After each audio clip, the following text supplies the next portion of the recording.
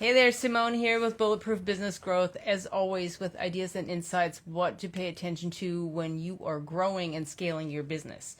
So I'm sure you have heard me say this before.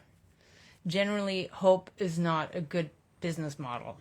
I've talked to many business owners all week, and a lot of times what we talk about is even when things are really bad, even when they're coming to us with quite serious problems, a lot of times their view of the business is distorted by optimism. And yes, you're supposed to be positive, right? You're supposed to be optimistic, but a lot of times optimism actually drives denial. So the problem with that is when you're not willing to look at what's actually going on in your business and how the pattern is constantly repeating itself, which is what we see a lot with our clients, well, nothing ever changes. So denial is a powerful tool that, in a way it keeps you sane. In a way it keeps you compartmentalizing when you can't look at the whole picture all at once. But if you're not looking at the actual truth, if you're staying in denial, well, nothing ever changes, and your optimism is actually not grounded in anything. Whereas hope is a whole different deal. So let's talk about the difference in this, because a little bit of semantics oftentimes makes a really big difference in the outcome. Because optimism relies on believing in luck over action, really. So what you're telling yourself is no matter what's actually happening, oh, it'll be fine. So that's kind of the tape that's playing in the back of your head. And whereas hope is not necessarily all a sunny puppies and rainbows, all good vibes, right? It is a clear-headed approach to challenges and difficulties. And what it gets us to is it's a strong will. Hope is a strong will to succeed and plan correctly and realistically to reach even a very inspiring goal. So optimism really refuses to acknowledge darkness, acknowledge problems, even in the darkest hours, right?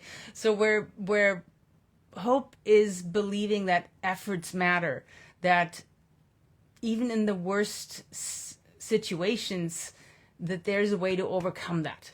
And that's a really important difference. So what are we talking about here, and why are we talking about that? Hope is a really important ingredient to resilience, and the power of resilience is absolutely crucial for navigating uncertainty and driving sustainable growth. So we've been talking a lot about 2025 is right around the corner. We've been talking about, like last week, I talked a lot about how to make your mission scalable, because getting your business model into a place where it actually can take growth, where it can take more pressure, where it can take expansion, where it can take uncertainty, because you know exactly what your path, your journey is. Well, that's super important. Now, the next piece, of course, is your vision for 2025. And your vision, really with hope, is the backbone to your resilience, combined with clarity and context, that actually does build a solid business model. Now, why is vision important? Well, for most of all, it helps you get out of the weeds and get your head above water. Because what happens to most business owners is that there's always problems, there's always challenges, there's always things to pay attention to that don't necessarily have anything to do with strategy, with future. So you're constantly rooted in the past or ground in the present, and you have no energy, no bandwidth, and really no hope left to look at the future. So you don't do it because you're too busy with everything else. And the problem with that is now your business keeps staying in the same place. You might go a little bit up, maybe a little bit down, but generally there's no energy, there's no possibility for explosive growth. So The promise here that I want you to make to yourself is that this next year, 2025, you are going to approach differently. This is not going to be another year of reactionary, stuck in the weeds, always the one who does everything, never able to look any further, to you're actually becoming a proactive, strategic business owner. Most of our clients, when we first meet, they are 90% in the business and maybe 10% on the business if they're actually being honest with themselves. And that is the part that feels over and over like you are experiencing Groundhog Days, because things will never change when this is your split. So this means you're living in the daily grind versus being a truly successful business owner where you step back, you envision, and you act from there. Now, for this to work, right, to make this transformation, there's two aspects that you have to get crystal clear about: the what and the how. Now, I don't know what smart person said this, but vision without action is nothing but a dream, and action without vision is nothing but drudgery. And that is like a self-repeating prophecy. Now, what we want to explore here is the power of hope-driven envisioning, plus building the resilience to turn your aspirations into reality.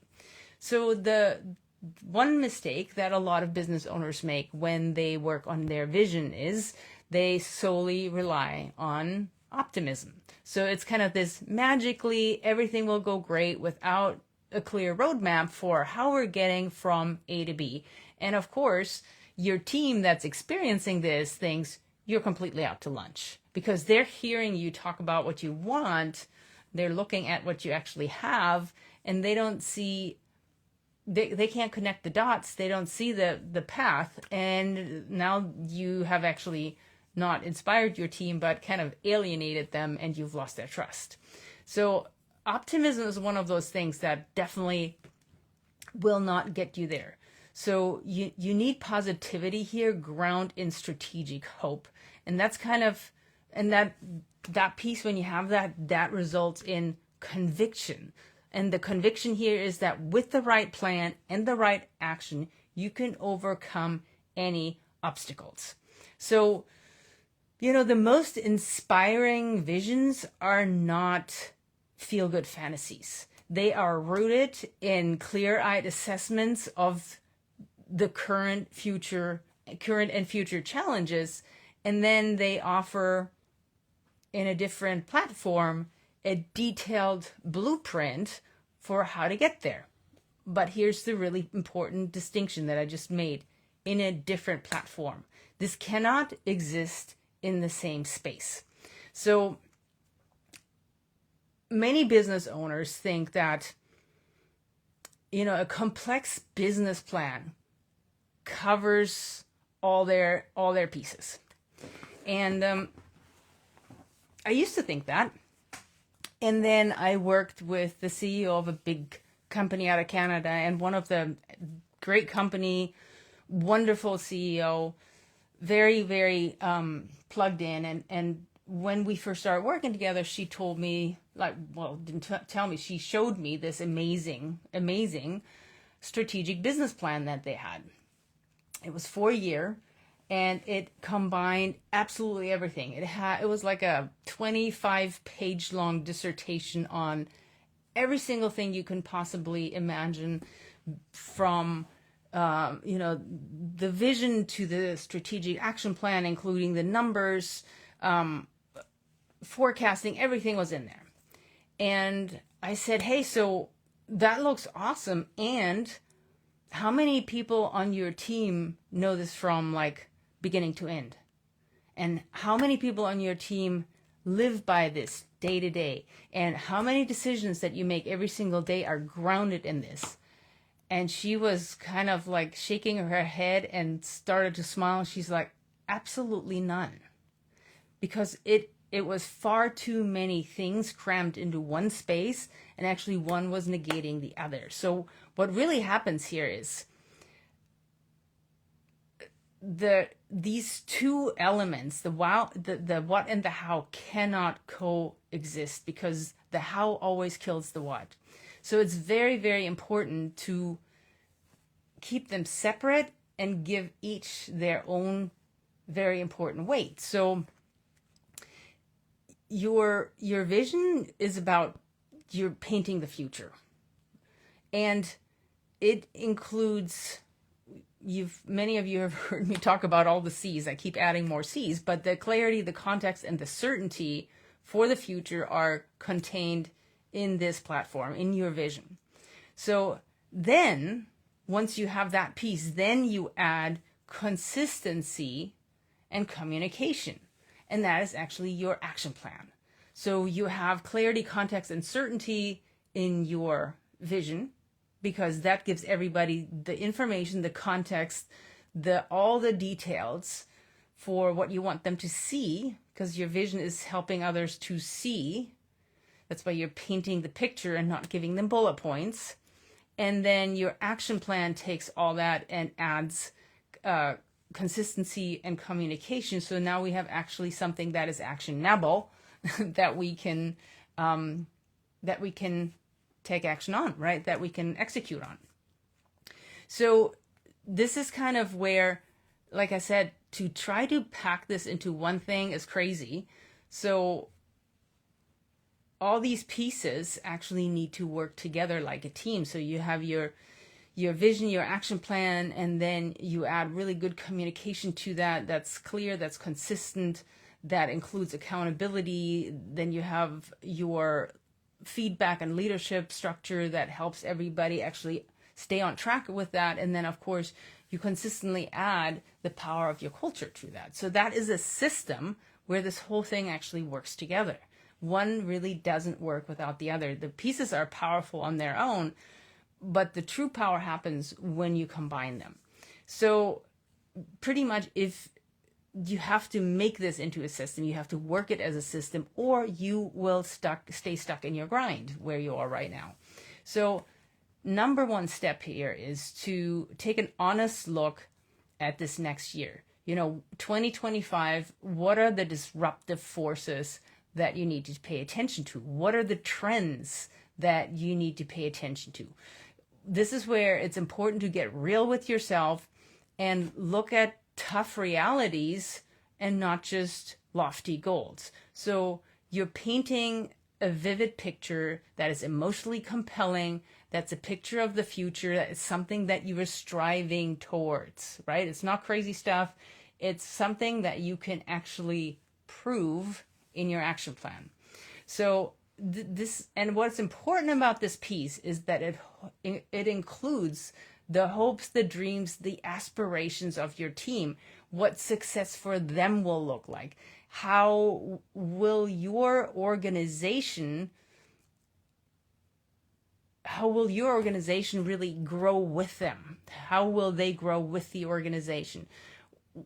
What is the transition that's so important to them? What's the transformation for their lives, for their customer lives that you're offering here? And when you do that, they get it, because the part that you can never forget in any of this stuff is like, why is this good for them? If you're coming up with this incredible vision that's super inspiring to you, but you forget how they fit into it, now you've lost them completely. And again, that trust factor is gone and they think you're out to lunch. So super, super important. So the key really is to make that vision so tangible, so motivating, that it becomes the guiding light. This is what everybody lives and dies by. This is what everybody believes in. This is what everybody shows up for every single day. This is what the entire organization rallies around. And when times are getting tough, it's your hope-filled vision that keeps everybody moving forward no matter what's happening. So we have to put these pieces together. And then step two, so we have this vision piece right here that is like your big picture. And then step 2 is where you collaborate with your leadership team to develop this vivid, hope inspired vision.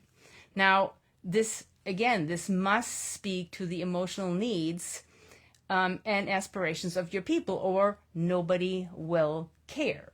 So, of course, as we said earlier, hope without action kind of means you're building empty optimism, and that doesn't work either. And once we have that piece, then the next piece is building a resilient plan that helps you to get from your vision to your action. So the vision part, honestly, it's fun, it's easy, you get to dream. That's when you get to be what most entrepreneurs love doing most. It's like thinking about where this can go and painting the picture, but it's important to get it out of your head, and it's important to make it into something that matters to the rest of your team. So that's the easy part. Now, the tough part is making this tangible and achievable.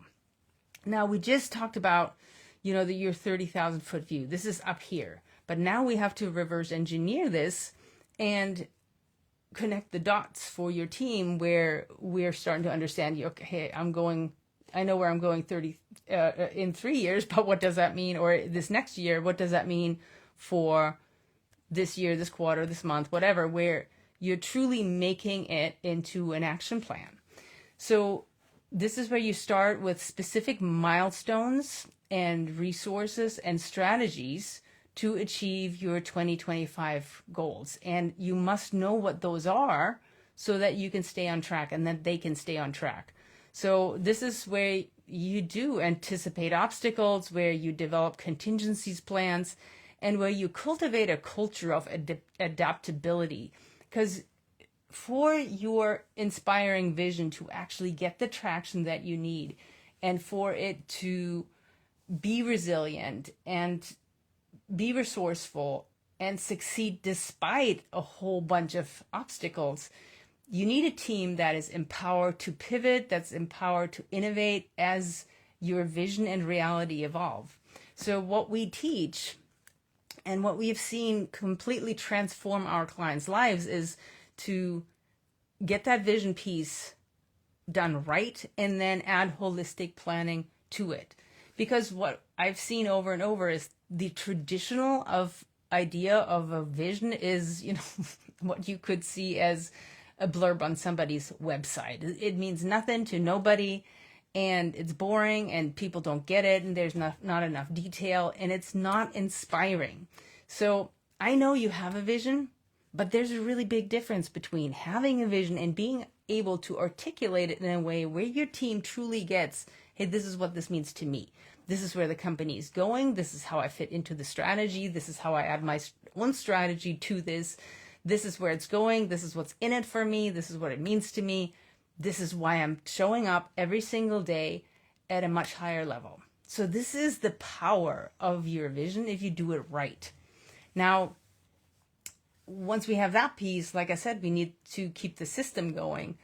Traditional planning is also kind of stoic and boring, and it's also not done holistically. It only focuses on the to-dos. It doesn't connect the dots for people, and nobody works it. So you have a plan. Maybe you're feeling all successful because you did your planning, and then that plan stays in your desk drawer or in your desk file or whatever it is, but nobody works it. And that, of course, is, when we think about vision to action, that means you make a plan and then you work the plan. So this is the part where it becomes really important to look at the generations today. What do they value? Where did you come from as a leader? How do you have to change? Because when you go with the traditional idea of top-down planning, where everything is delegated through you and mid-level management, where everybody basically tells everybody what to do, and that's where the whole thing ends, well, that creates a team of robots who might be good at just executing what you tell them to, but that also means that whoever is delegating is the person who's stuck delegating for the rest of time. That certainly doesn't give you the freedom and the future and the results that you're looking for. So that just still means it's inflexible. It's not iterating. There's no collaboration. You don't have buy-in. Of course, here's the biggest piece. You don't have team strategy. And when you think about like what gives you the future and the freedom that you're looking for, is when you have a team that's self-led, that's autonomous, that understands company strategy, and that can run with it. Because otherwise, you're always the one who's doing it all. So this is where you're still on your own. This is where you can go back to the grindstone. This is where your 90-10 split will stay 90-10. And maybe it'll go a little up and then it'll go a little bit down.